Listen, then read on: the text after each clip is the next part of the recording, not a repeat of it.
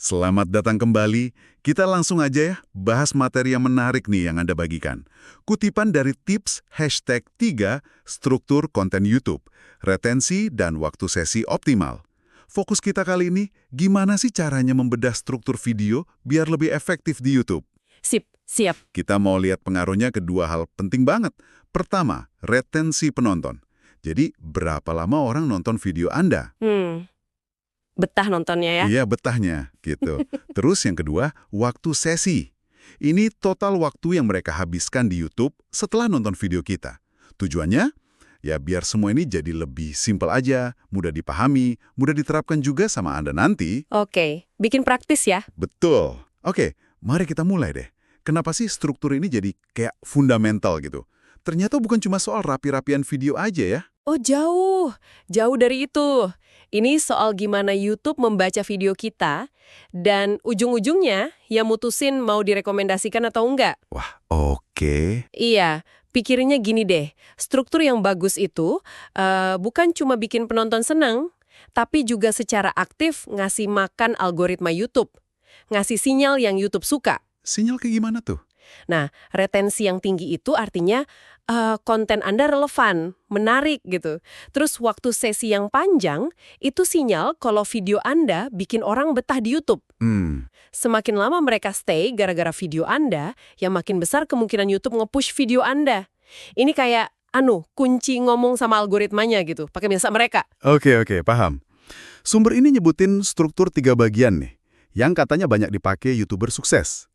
Pertama, hook, pengait ya. Yup, pengait. Tujuannya jelas banget, bikin orang penasaran di detik-detik awal itu. Harus cepet ya berarti? Nah, ini dia. Katanya sih, harus kejadian di 15-60 detik pertama. Krusial banget ya. Cepet juga ya? Kalau kontennya edukasi, gimana tuh hooknya? Nah, kalau edukasi bisa langsung kasih tahu manfaatnya apa. Atau hasil yang bisa didapat. Atau bahkan janjiin bonus gitu di akhir. Oh, kayak tonton sampai habis, ada tips rahasia. Bisa kayak gitu. Kalau vlog beda lagi. Mungkin tunjukin cuplikan paling seru atau paling dramatis di depan. Ah, iya. Biar orang langsung, wah ada apa nih? Persis, bagian ini sering banget disepelekan loh. Padahal banyak video bagus tapi penontonnya drop di menit pertama cuma gara-gara hooknya kurang nendang. Sayang kan? Sayang banget. Secara psikologis ya, hook ini kerjanya di tengah banjir informasi sekarang ini loh. Anda harus cepat-cepat kasih alasan kuat buat mereka stay. Entah itu bikin penasaran banget. Penasaran, oke. Ini, wah gampang banget perhatian mereka pindah. Klik, langsung pindah ya. Oke, setelah hooknya dapet nih, perhatian udah kita pegang. Tantangan berikutnya kan ngejaga minat itu ya. Betul. Nah, disinilah bagian konten atau isi video berperan. Intinya lah, di sini kita nepatin janji yang di hook tadi. Iya, harus konsisten ya. Sumbernya nekanin banget pentingnya fokus pada topik. Mau pakai skrip atau cuma poin-poin, jangan sampai melenceng gitu. Nah, Kalau udah mulai ngalor ngidul, penonton yang tadi udah tertarik bisa jadi bosan kan? Terus ya udah deh, klik video lain. betul sekali ini soal manajemen ekspektasi. Hook itu kan kayak bikin janji, bikin antisipasi. Kontennya harus ngebayar janji itu. Lugas, jelas, ngasih nilai. Tiap kali Anda melenceng dari topik yang dijanjikan, itu sebenarnya Anda ngerusak kontrak tak tertulis sama penonton. Dan itu kelihatan langsung di retensi. Kontrak tak tertulis ya? Oke. Masuk akal. Nah, ini dia bagian yang strategis nih. Bagian ketiga. Call to action. CTA. Ajakan bertindak. CTA. Penting juga ini. Gimana kita ngarahin penonton setelah mereka dapat value dari konten kita? Sumbernya bilang, kalau Anda pebisnis nih, Misalnya jualan online atau punya layanan gitu ya. iya, mungkin mau arahin ke website atau daftar email.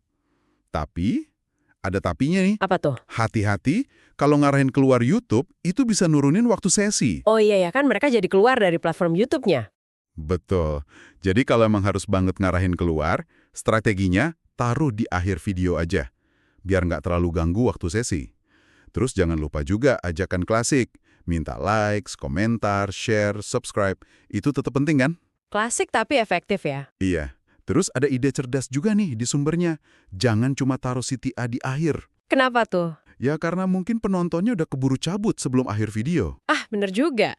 Udah drop duluan ya? Makanya, coba selipin ajakannya secara halus gitu, relevan sama kontennya.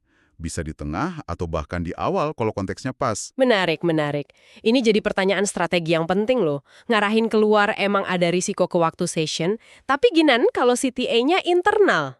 Maksudnya internal gimana? Ya, ngajak nonton video Anda yang lain, atau playlist yang relevan, atau bahkan video kreator lain tapi topiknya nyambung. Oh, Itu justru bisa jadi booster waktu sesi loh.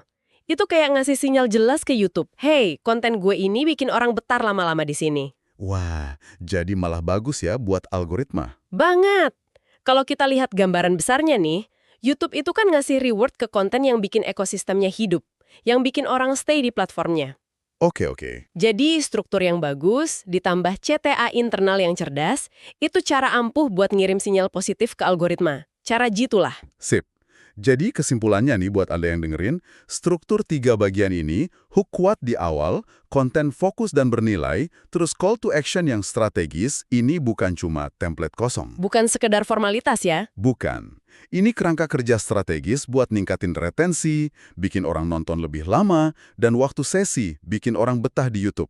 2 pilar utama buat tumbuh organik di YouTube. Iya, fundamental banget itu. Jadi, ini bukan soal estetika aja, tapi strategi pertumbuhan. Betul. Sebagai penutup nih, mungkin ada satu hal lagi yang bisa Anda pikirkan. Kita udah bahas apa strukturnya. Hook, konten, CTA. Tapi gimana soal kecepatan atau pacing penyampaian di dalam tiap bagian itu? Maksudnya? Seberapa cepat atau lambat Anda ngasih informasi? Jeda yang Anda pakai? Itu semua bisa jadi lapisan berikutnya loh, yang secara halus banget mempengaruhi psikologi penonton, keterikatan mereka sama video Anda. Wah, detil banget ya. Jadi bukan cuma struktur kasarnya aja. Iya, itu area yang menarik sih buat dieksplorasi lebih lanjut sama Anda nanti. Gimana pacing bisa jadi senjata rahasia juga?